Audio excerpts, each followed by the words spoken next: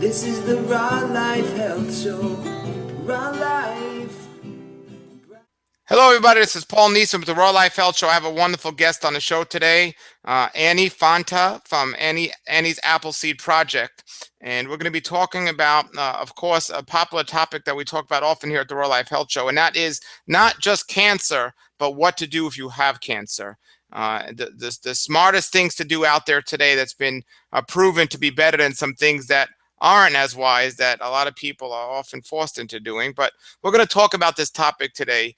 So let me welcome our guest, Annie. Hello, Annie. Thank you for joining us on the show. My pleasure to be here. Thank you. Annie, I've been wanting to have you on the show for a while because this is a topic that comes up quite often because people fear cancer so much. And that fear by itself sometimes creates or manifests some type of disease or something in the system. And you have a personal hand experience with cancer, and also you're helping people help themselves who have been diagnosed with cancer. So can you tell us a little about your own story and then about this Annie project? Yeah, I was diagnosed with breast cancer in 1993 in January. I was 44 years old and I didn't know anybody living with cancer. It was very scary because the diagnosis came on a Thursday and they told me they had an opening for surgery on Monday, which I understood to mean that I had terrible cancer and I was dying. And there's no real way to know because they don't encourage actual questions, and I didn't know what to ask. One of the things I noticed from the beginning was when they say bring your questions, how the heck can you? You don't know what the issues are. And in fact, I was misled in several ways because of that. However, I was suffering at the time from what I called extreme multiple chemical sensitivity. So in meeting with the doctors, I mean, the first thing the surgeon says, we'll do a lumpectomy with radiation. And in my head, I'm saying, oh, I don't think I want to do radiation. I wonder if they'll arrest me. Can they make me do it? Because I knew that they made parents do stuff with children. And I didn't know if they would make me have radiation, which I did not want. However, I went into it saying, okay, I'll just do the surgery. And then I discovered they took lymph nodes that I hadn't known that they were going to do, which was quite bad. I developed lymphedema. Anyway, big drag. But because of the chemical sensitivity, I absolutely didn't want to do chemotherapy, nor did I want to do radiation. So when it came time to actually pick treatment, I had to find out what else there was. And I spent a while doing that. But as I was doing it, the first thing I did was to go 100% organic. And that was great, really exciting and really inspirational. And taking supplements and doing the metabolic enzyme therapy, exercising and staying happy, but I'm a happy person, so that was easy. And then over time, I developed more tumors, and they were shocking because I thought the surgery really had taken care of that, because they always tell you, oh, we got everything, we got it all. And, your feeling is, wow, they got it all. Wow, this is great, but it wasn't great. So it came back in less than 2 years, and that also was, less than 2 years, this could be bad. But I really, I started doing coffee enemas in February of 95 when I found the recurrence. I began to juice very strongly, doing part of the Gerson program. And I traveled to Canada looking for treatments. I did a lot of different things, many, many different treatments. I also had acupuncture the whole time. I was working with an applied kinesiologist. I had Jin Shin Jitsu by someone who practiced it. A lot of different things. I used magnets. I mean, whatever came my way, I thought I'll try. And the actual cancer for me continued for 7 years. I had 25 tumors on the left side, 3 lumpectomies and a mastectomy, and 14 of those tumors were after the mastectomy. And most people, including myself, didn't realize that you can get tumors on the chest wall, but that's what happened. And now I'm stage 4, they told me, 1997. But the interesting thing was every one but the first one grew slower than normal cells. And when I spoke to doctors, I kept saying, well, this must be good, right? Because it's growing slowly. You're telling me not to do chemo after the original thing was, oh, you got to do chemo right away. And got no support at all from the medical community. None. Not one single doctor would say, oh, you must be doing pretty well. They all were saying, well, how do we know? Because you didn't do chemo, you didn't do radiation, we can't fit you in the scheme of things. So even though, and this was part of my issue, I'm here, I'm the person, I'm the one you should be speaking to, and yet you can't see me because I didn't do chemo. It was very messy. But what I saw from being in a support group at the time, the women were there getting sicker every day from treatment. And I was not. I was theoretically getting stronger and healthier. I looked stronger and healthier, but I kept having tumors. So it was a very strange time. But they began to want to try what I was doing. Women wanted to walk with me. They wanted to juice with me. They wanted to try a vegan diet. It just kept going so that eventually I saw the things I did could be done by people, or some of them at least, could be done by people doing conventional treatment. Because don't forget, most people do conventional treatment. They get scared. They get told right, oh, you got to do this right away or else. And so they go off and start doing their treatment without really a second thought.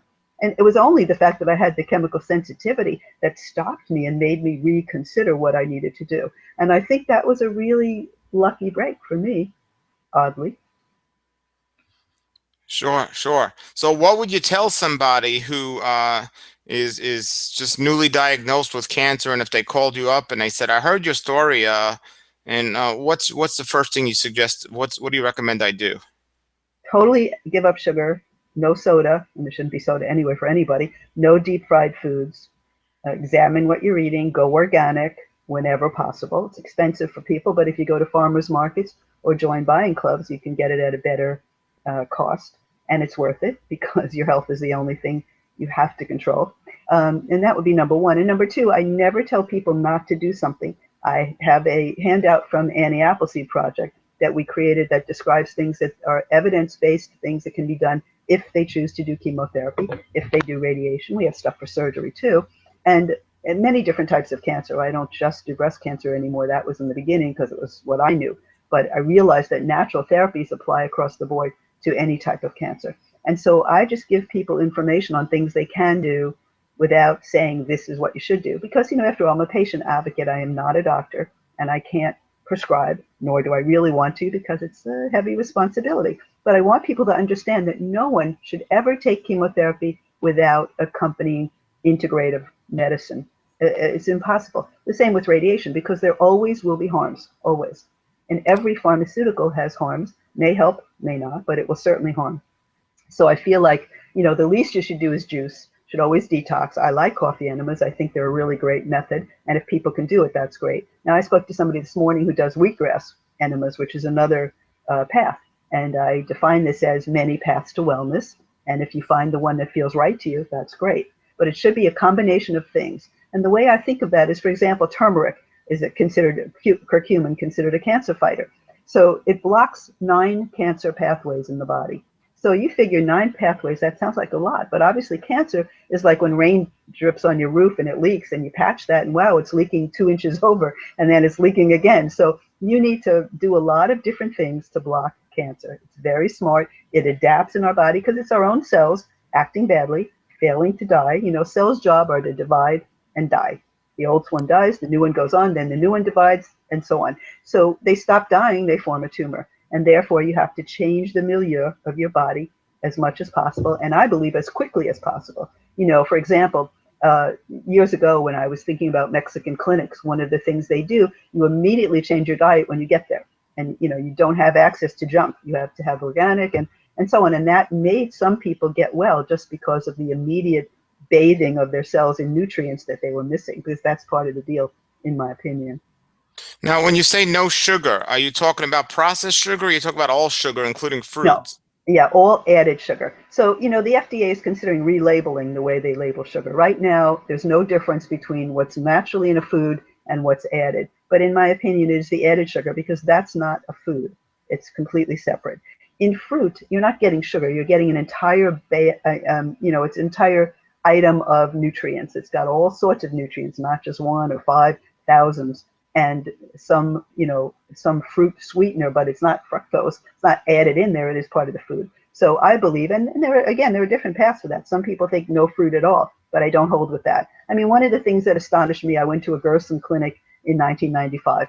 When I got there, I got nervous because I had candida for many years as part of my chemical sensitivity. And they said, oh, you have to have carrot juice. And I said, oh, I don't think I can have carrots. They're so sweet.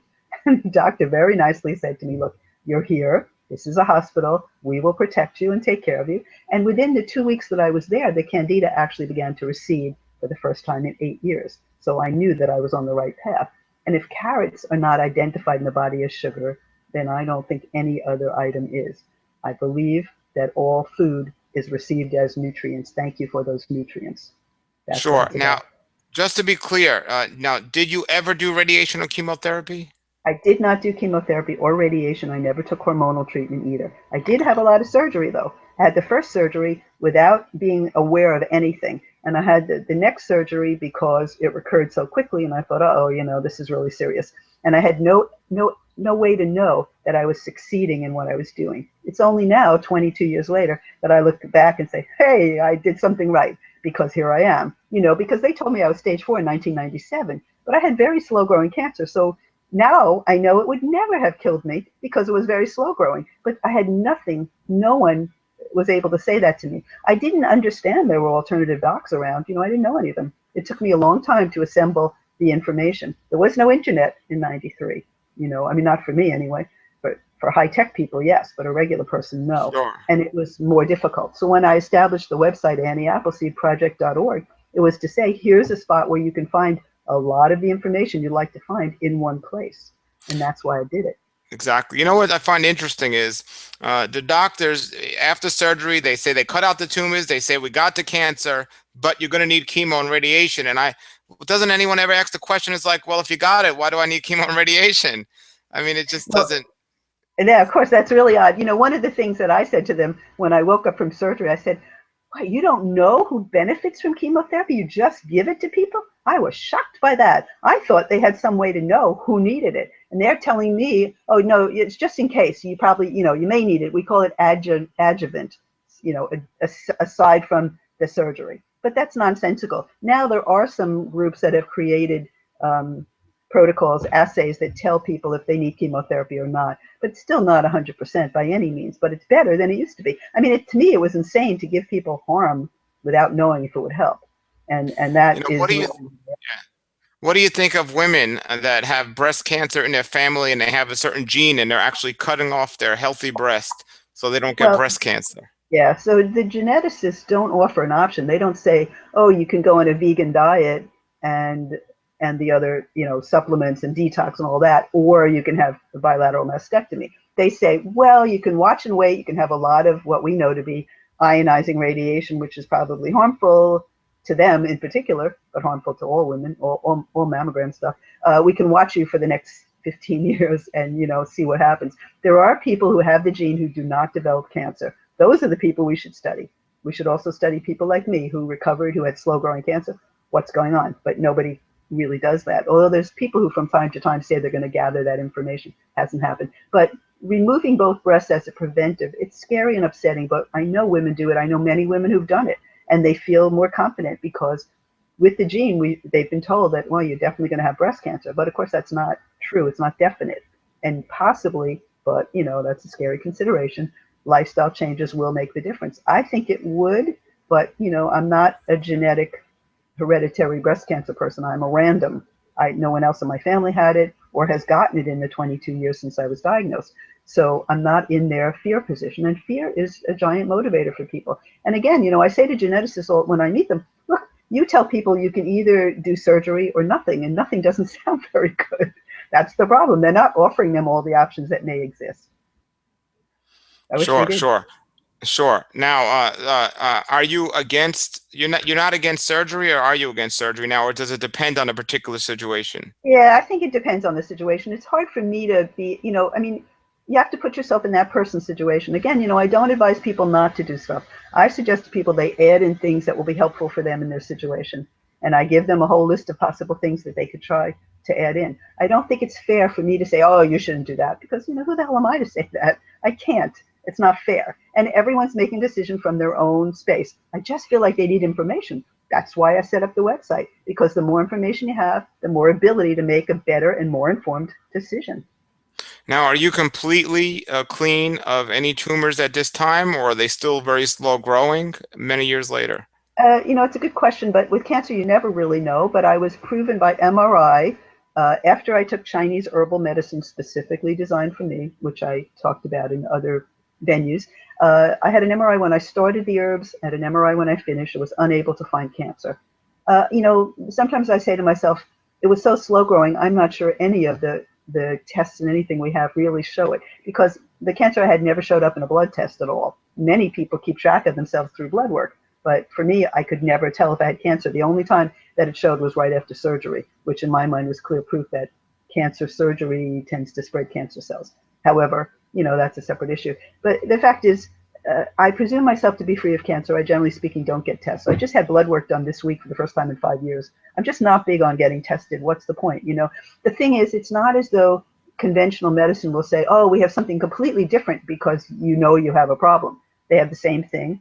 And generally speaking, when you have a problem because you feel it, it's just about the same time as they spot it through their various tests. It's not for me. I don't get tested. As far as I know, I'm free of cancer, and I'm happy with that. Very good, very good. And we know, and there's much information out there now. Yes, as important as diet is, lifestyle changes all around are tremendously important in the way we think. And you have so many different speakers that cover all these topics at this amazing event that you have, and also your foundation. Tell us a little about more about the foundation that you created, and also the event that's happening in February. Thank you. So Annie Appleseed Project started hosting an annual conference in West Palm Beach. We're a Florida-based company, a nonprofit, all volunteer. And so in 2008, we started a conference. So each year we bring in speakers, about 20 speakers from all over the country, sometimes internationally. And what we do is offer, we'll have MDs, we have nurses. Next year we have a homeopath, we have acupuncturists, we have Ayurveda. We have people talk about the various kinds of ways that people can deal with cancer. We always have a very popular patient panel where 3 or 4 people talk about what their own protocols were. We call that patient-centered evidence. When someone tells you their direct story, that's not an anecdote. That's the reality of their lives, and that has to be respected more than anything, in my opinion. So the conference serves only organic food. We have 3 organic meals. We do giveaways of organic items that are donated from a variety of companies around the U.S. and internationally.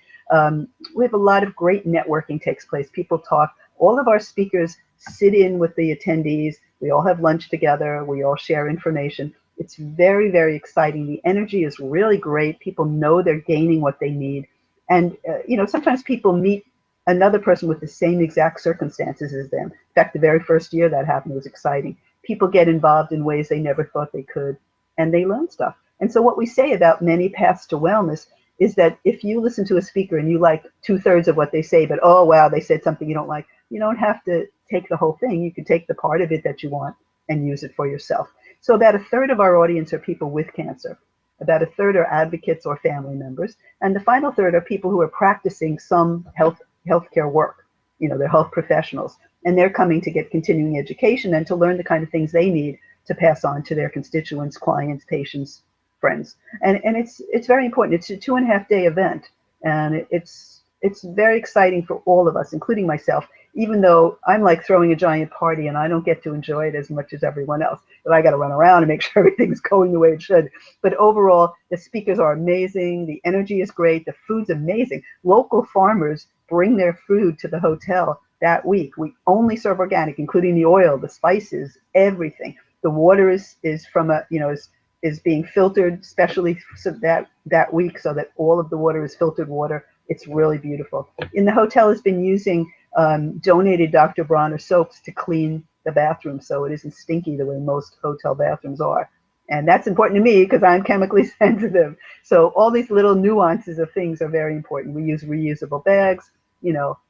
It's really a fascinating event. And people can see it on our website, annieappleseedproject.org. It's our 10th conference next year. We are extremely excited about it, as you can probably tell. That website again, annieappleseed.org. No, annieappleseedproject.org. annieappleseedproject.org. There's a ton of information, and also the information for the conference to sign up. There's still spots left, and it's every February in the West Palm Beach area, right near the airport. So you can fly in from anywhere in the country, and you're literally across the street from the airport, and you could stay in the hotel where the event is and just go to the lobby. So this is one of those events I do recommend people travel from anywhere in the world to get to, because it is that important and that good. But it is limited to 250 people, so we're already 1/3 filled. The people have to start acting on it to get there and make sure they got a room reservation. But yeah, it's right by the airport. It's very convenient. We have one of our speakers actually coming from Denmark next year, and that's amazing. It's a great story. Wow. Yeah, really. Well, it's just great to be around people I know. Now, what do you tell Annie? What do you tell somebody who knows this information? They've been to your meeting, and a good close relative of theirs gets diagnosed with cancer, and they know that this can help them, but that person isn't willing to listen. What's your advice for that person? Yeah, Paul, you've come across one of the saddest aspects of this. We cannot make other people do what we want. We can only offer the information, and we can't offer it all the time. We have to offer it once or twice, leave them papers maybe, but that's it. We can't hound them because in the end, it is ultimately the person with cancer's decision. Many times this happens, somebody's brother, somebody's cousin, spouse. You cannot make them. You can't. Just give the information and you're done. You just support their choices with love. That's all we can do. Yes, yes. Well, I'm on a mission to let people know, folks, that cancer is not a death sentence, and it's a wonderful wake-up call. And the way we approach it has a lot to do with the outcome. And Annie, I appreciate so much what you're doing Thank out you. there for this. I know how much work and time it is to put on a conference and to maintain your website with all the information. And I thank you so much because you are helping people help themselves. So thank you so much. Is there anything else you want to say before we end the interview? And I want to see everyone that's watching try to get to this conference. Thank you. I appreciate your compliments, by the way, because as a volunteer, I work for compliments. People can find information on Facebook. I post every day with studies and ideas and concepts and conversations, ways that people can find more information about their choices. And there's some terrific information available. It's just not gigantic studies that make front page news because you need a public relations firm to get that up there. But there's a lot of great and well-evidenced things that people can do. And people can get to your Facebook page through your website, right? Yeah, they can go through Facebook. Will take them to our website. It's annieappleseedproject.org. On the website, Annie Appleseed Project on Facebook. Lots of good information, even if they can't come to the conference. And by the way, we do tape it, so there are DVDs and CDs available after the conference. So from previous years, they're on your website as well. Okay. We don't sell them, but the company that does the taping does sell them, and you can find the information through the website. Wonderful. Wonderful. Well, great. Well, very much. I'm going to be at the conference this year, folks, and I look forward to seeing you if you're there. And thank you, Annie, again for all you're doing. And everybody, put your comments and questions below the video. Check out Annie's website. Until then, everybody, have a great day and a great raw life. Thanks so much. Nature's wealth, good for your health. This is the Raw Life Health Show. Raw Life, brighten up your life.